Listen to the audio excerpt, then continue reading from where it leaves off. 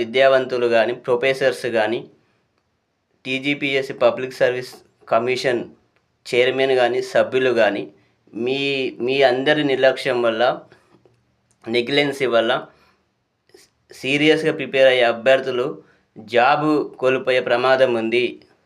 కాబట్టి మీరు నెగ్లిజెన్స్గా ఉండకుండా అలెక్టివ్గా ఉండి, అదేవిధంగా సబ్జెక్టుకు సంబంధించిన రిలేటివ్ క్వశ్చన్లు ఇవ్వండి.